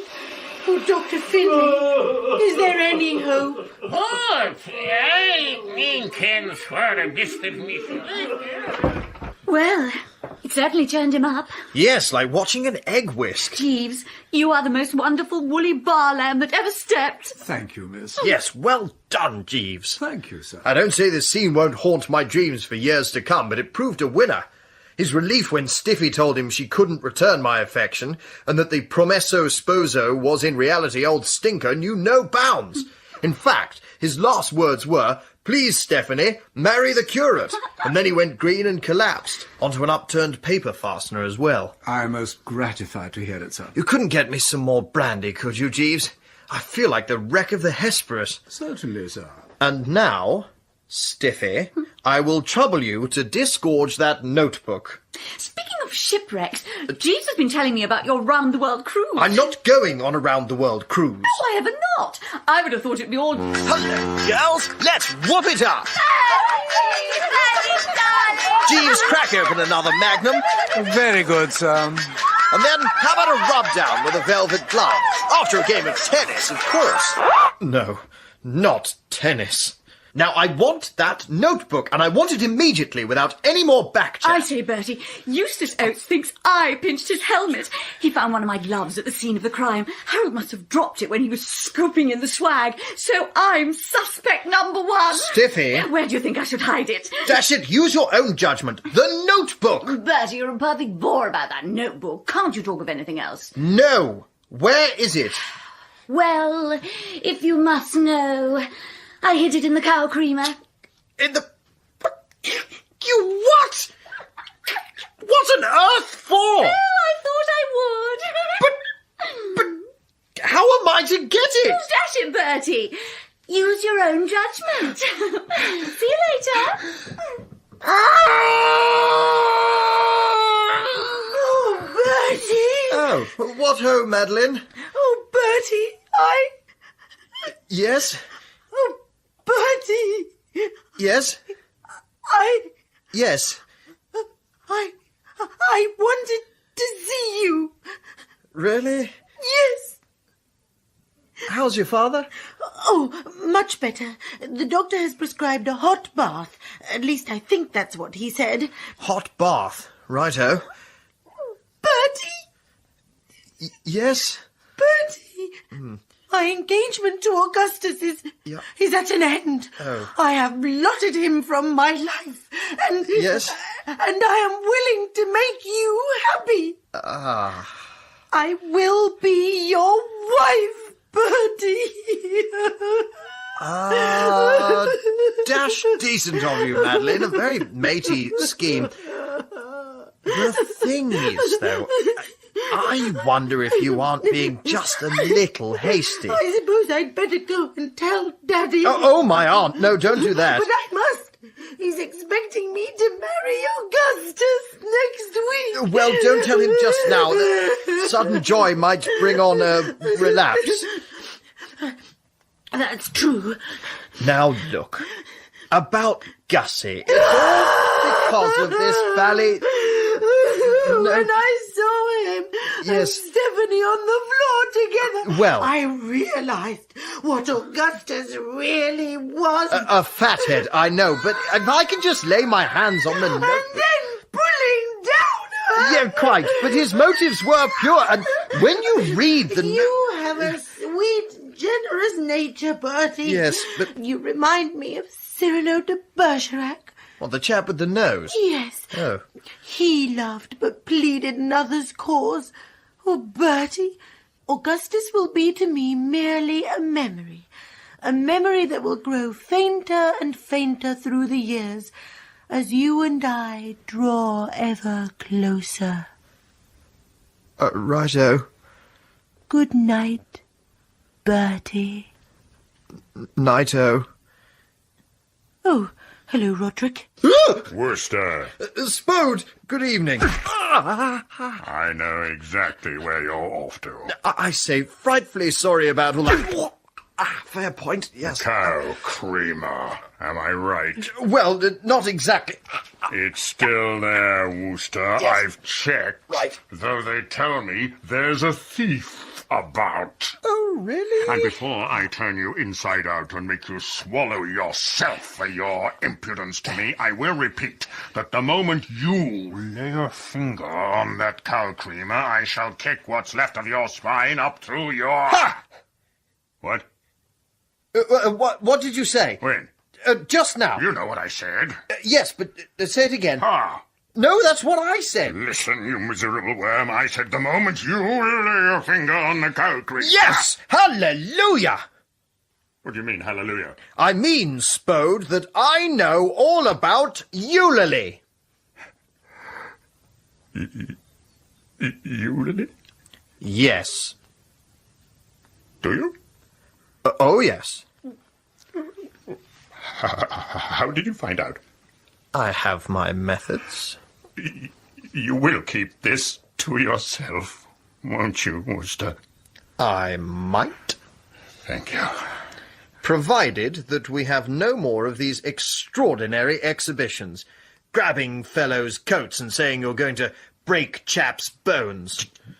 Did I rumple your coat, Wooster? It shan't happen again.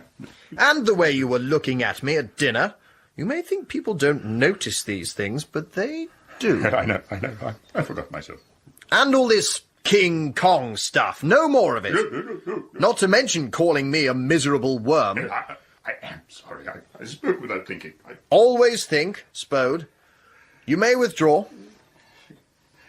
Good night, Wooster. Good night, Spode. Crikey. What did he do to that girl? I wonder. You'll never make me give up my beliefs, Roderick. Never! The stars are God's daisy chain. You little fool! This time you've gone too far! No! No harm in dreaming, I suppose. Do you still require the whiskey, sir? Not unless it contains strychnine. Jeeves, I'm engaged to Miss Bassett. I am sorry, sir. Would this palliate your despondency? Great Scott! The notebook! Yes, sir. But where did you find it? Mr. Spode dropped it just now, sir. I observed him coming out of the library in a clammy and agitated state.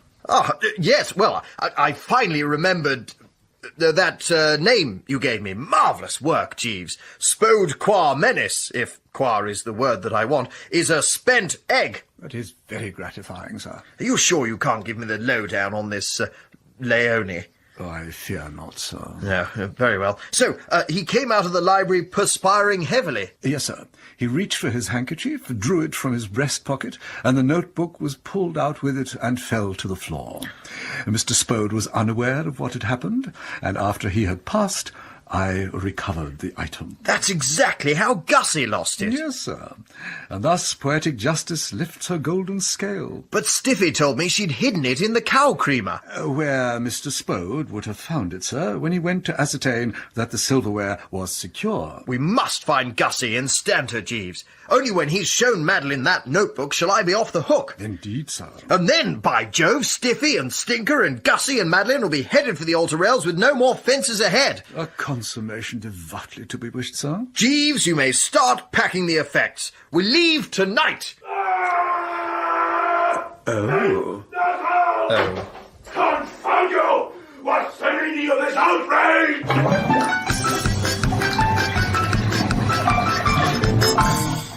Newts or no newts, Gussie, you aren't hanging yourself in my bedroom. Use your own. My life's work's been washed down the plug hole. Well, personally, I can't blame the old poison germ.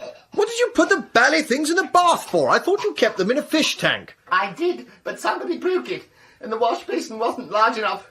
Newt's need elbow room. And anyway, Gussie, you can't tie a noose with a double Windsor. Jeeves, do you think you could get him a spot of orange juice? I will bring the jug, sir. For heaven's sake, Gussie! Hasn't Madeline seen the notebook, and hasn't she understood and forgiven you? Yes, but where's the use of that? We know Bassett's forbidden the wedding. Exactly what names did you shout at him? Well, I started off with stupid ass. That's not so bad. Murderer. Oh. Louse. Yes. Skunk. No. Sewer rat. Oh, dear. Oh, a lot more. But what put the seal on it was, I had to go at that cow creamer of his. Cow creamer? Yes, it was the last thing I said. You and your 18th century cow creamers. Pah! Modern Dutch. Right. He turned purple, broke off the wedding, and went to run another bath. Listen, Gussie, what you've got to do is pinch the cow creamer. These antique silver collectors are loonies, all of them. Why, my Uncle Tom wants that cow so badly he's prepared to give up his cook Anatole for it. The chap who did those nonnettes de poulet on your birthday? That's the one. Good Lord. Yes. So you mean, if I've got the cow creamer, I can look Bassett in the eye and say, how about it? Are you going to let me marry your daughter? Exactly. Oh, hello, Jeeves. Gussie needs to extort a father's blessing from Sir Watkyn. If he possesses himself of our friend, the silver cow, will he be in a position to dictate? Undoubtedly, sir. A very shrewd plan. Oh, thanks. Genius, Bertie. I should just apprise you, sir, that Constable Oates has been posted on guard in the collection. What? Oh, gosh. But you will recollect, sir, the method by which we persuaded Constable Dobson to leave his post in the summer of '34? Yes. By conveying word to him that his fiancée wished to confer with him in the raspberry bushes. Yes. True, Jeeves, yes. But Constable Dobson was young, ardent, romantic, just the sort of chap to go leaping into raspberry bushes if you told him there were girls there. Eustace Oates seems a settled, married type who'd prefer a cup of tea. Indeed, sir. Yeah. My idea is that Mr. Fink-Nottle should inform Constable Oates that he has seen his helmet in your possession. Egad, Jeeves! What? Gussie, earlier this evening, a hidden hand snitched this gendarme's lid. Now, if you tell him you've seen it in my room, he'll come bounding up here, then you nip to the glass case and trouser the cow. I see. It's a ruse. That's right. So buzz off, Gussie, and heaven speed your efforts. Righto. It won't take you long to pack, will it, Jeeves? Oh, no, sir. There are merely the 2 suitcases. Sound scheme, that one, Jeeves. What made you think of it? Constable Oates does actually suspect you of having purloined his helmet, sir. Me? I thought he suspected Stiffy. Oh, it's still his view that Miss Byng was the motivating force behind the theft, sir, but after conferring with Sir Watkyn, the constable now believes the young lady had a male accomplice who did the rough work. This belief was strengthened when he found Miss Byng's glove on the scene of the outrage. You've lost me. He believes you to be enamoured of Miss Byng, sir, and thinks that you were wearing her glove next your heart. If it had been next my heart, how could I have dropped it? His view is that you took it out to press to your lips, sir. Come, Jeeves. Would I start pressing gloves to my lips at the moment when I was about to pinch a policeman's helmet? Apparently Mr. Pinker did, sir. Yes, well, I mean, that just proves that... Bertie, it's worked a treat. Oates has just sent word to Sir Watkyn asking for permission to leave his post. He'll be up in a few minutes to search your room. Right. Smart work, Gussie. Now go back down and lurk in the hall. Ah, yes, plenty. God, to think that soon everything's going to be all right. Oh, I just wish I hadn't given old Bassett that notebook now. What? I just wish I hadn't given old Bassett... Gussie! Yes? You gave Sir Watkyn the notebook? Yes. I thought there might be some names in it I'd forgotten to call him. Jeeves, brandy, and stop turning it out in those small glasses as if it were radium. Bring the cask. Very good, sir. Gussie, you chump! What? If Bassett's read your home truths, nothing will bring him round. He'll be on the warpath any minute. But I'd already told him the home truths you knew I had. Yes, but you could have got away with that. Spoken in hot blood, strangely forgot myself. Now, here's your cow creamer. Oh. Coldly reasoned written opinions are a very different thing. Oh, gosh. What can I do? Think, Bertie, think. Yes, think. Think. Right. He was going to take a bath, wasn't he? Yes. And he was pretty steamed up, you say? Very steamed up. Yes. That's Then right, he yes. might not have read it yet. Oh. A steamed-up man does not loiter about steeping himself in notebooks. No. He flings off his garments and legs it to the salle de bain. Sprint down the landing to his room, Gussie, and search the pockets of his dressing gown. Search the pockets, God, yes. yes, the pockets. Right, back in a jiffy. Down! Oh, Fink-Nottle, you slug! Spode! Hello, Wooster. Nice evening. Push along, Gussie. Spode, please check this urge to run amok like a raging hippopotamus. But you don't understand. Fink-Nottle's written a book full of abuse about me. He says the way I eat asparagus suggests nature intended me for a gorilla. Yes, I was noticing at dinner. What you need to do, Spode, is lower the vegetable gently into the abyss. Don't snap at it. Great Scott! The cow creamer! I'm coming, Oates! Your brandy, sir. Good. What's happening out there, Jeeves? Your bedroom overlooks the garden, sir. If I open the window... Ah, yes. Stop! Thief! Bless me, Jeeves. Someone's stealing the cow creamer. So it would appear, sir. You give me back that cow! What odds do you give the thief? Oh, very long one, sir. Constable Oates will overtake any second. Got you now, you varlet! I say, who's this third one just appeared? Sorry, old egg. Oh! What time is it, Jeeves? Midnight, sir. No doubt Miss Byng forgot to apprise the Reverend Pinker that there had been a change in the evening's arrangements. Oh, gosh. Constable, I'm most rightfully sorry. Packs a punch, does Harold. Indeed. Played rugger for England, you know, and at the art of jumping on an opponent with cleated boots, he had few superiors. Yes. But who was the thief, do you think? Gussie's recovering the notebook. I'm up here. Who the deuce could it have been? Here! Shove this away somewhere! Oh, my aunt. Oh, that was a close thing. I could feel that cop's hot breath on the back of my neck. If a posse of curates hadn't suddenly popped up and lent a hand, he'd have got me. God bless the clergy, say I. Aunt Dahlia, go away and take that beastly cow with you. Why? What's the matter? Any moment now, Bassett and Oates will be arriving to search my room. They think Oates's helmet is here. Oh, that's awkward. Oh, no! Here they are! Jeeves, hide the cow! Somewhere! Anywhere! In this suitcase, perhaps? Yes, fine. Just get it out of sight. Yes, sir. Right. Brace yourselves, everyone. Oh, it's Gussie! Get out of here, you blasted spink bottle! Bertie, can I use your window? It's the only one with a drain pipe next to it. Why, what's happened? Sir Watkyn's read the notebook. What? He's chasing me with a hunting crop. Can I borrow your car? I suppose so. Spink bottle! Yes, Mrs. Travers. Just going, Mrs. Travers.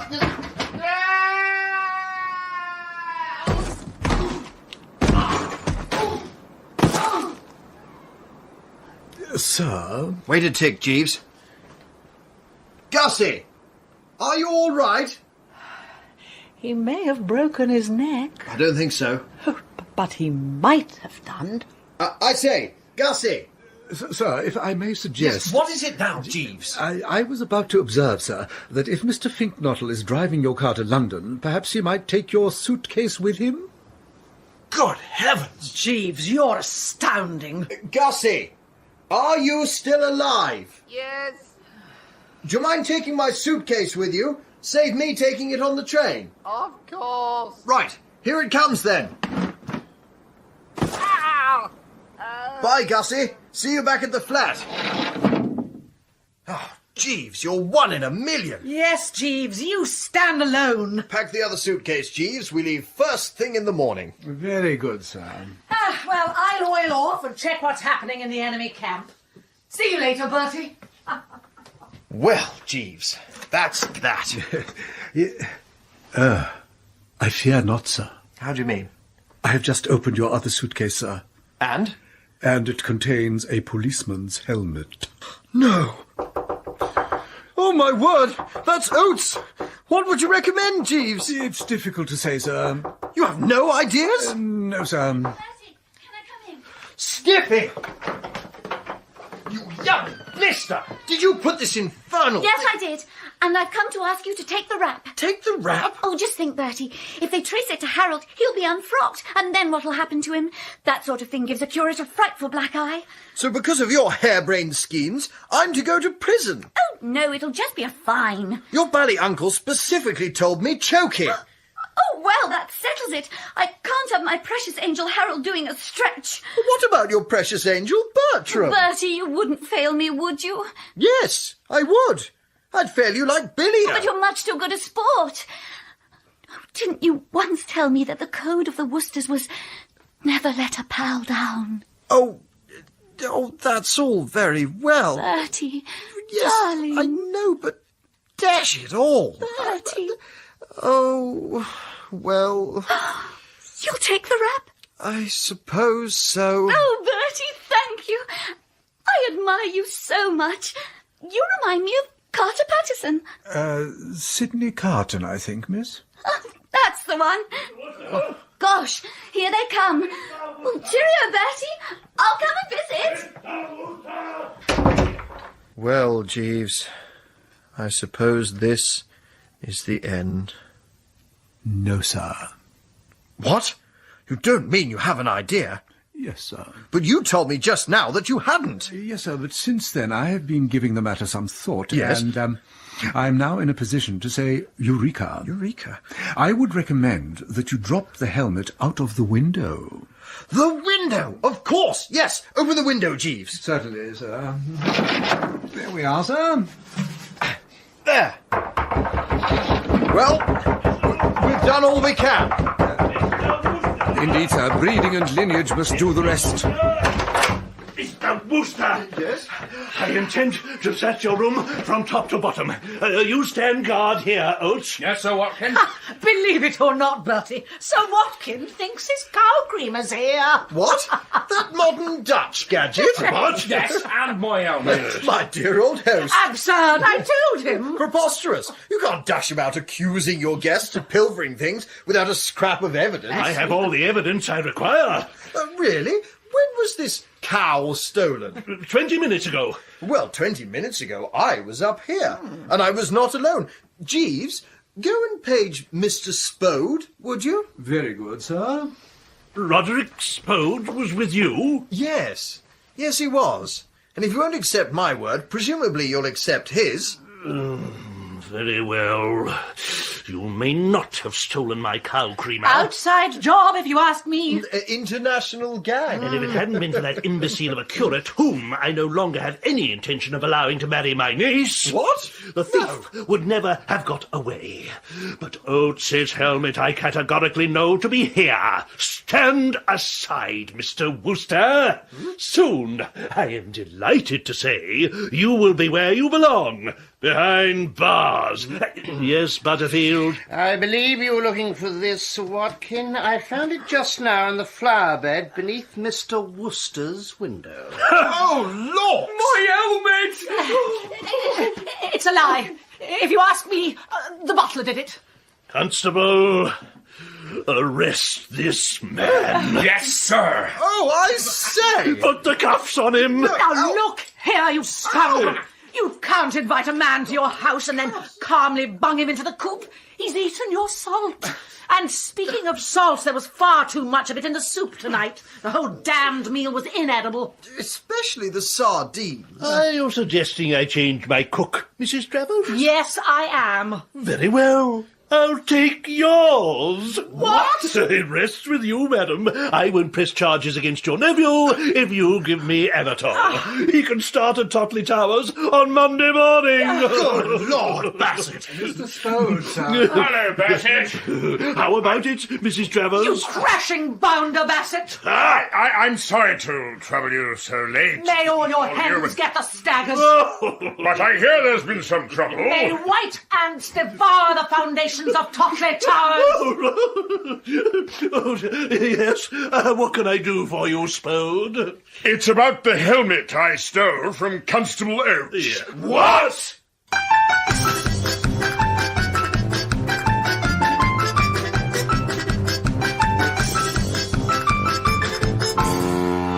champagne, sir. Don't mind if I do, Jeeves.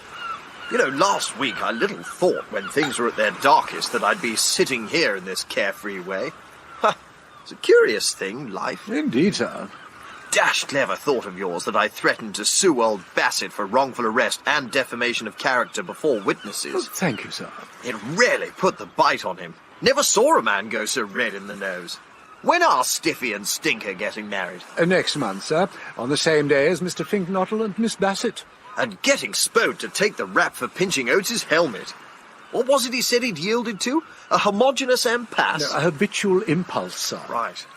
But how did you know it was he who'd pinched that one on boat race night? Well, I saw him running from the scene of the crime, sir, and recognized him when we arrived at Totleigh Towers. His face and physique are most distinctive. Still, you know, I'm surprised he played ball. My line of argument, sir, was that by assuming the blame for the theft of Oates's helmet, he would be saving you unpleasantness while running no risk himself. Sir Watkin would hardly send Mr. Spode to prison. If you recall, sir, he is engaged to Mr. Spode's aunt. Very true, Jeeves. But still, he just right-oed without a murmur?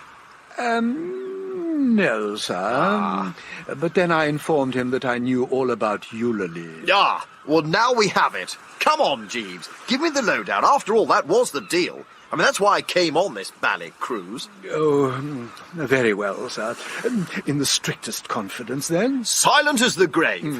Mr. Spode is the founder and proprietor of the emporium in Bond Street known as Eulalie Sir. No, you've lost me. Oh, he has a considerable talent for designing ladies' underclothing, sir, and has indulged it secretly for many years. You don't mean that? Oh, yes, sir. Good Lord! Well, no wonder he didn't want a thing like that to come out. You can't be a successful dictator and design women's underwear. No, sir. One or the other, not both. Precisely, sir. More champagne? Thank you, Jeeves. What was that thing your cousin George used to recite? Sir? About the spray, and I rather think spume. Yes, sir. I must down to the seas again, for the call of the running tide is a wild call and a clear call that may not be denied. And all I ask is a windy day. But the spray, Jeeves, the spume. Yes, I'm coming to the spray. I'm pretty and sure the spume, spray sir, and spume come with the into white it. clouds flying, I remember and the flung distinctly. spray and the blown spume, now you're and the talking. seagulls crying. That's the tagline. I must down to the seas again, to the vagrant gypsy life. Oh, to the hello, girls. way and the whale's way. Plot a course for the promenade deck, Jeeves. And all I ask is a merry yarn from very good, sir. I'd rather fancy a game of tennis.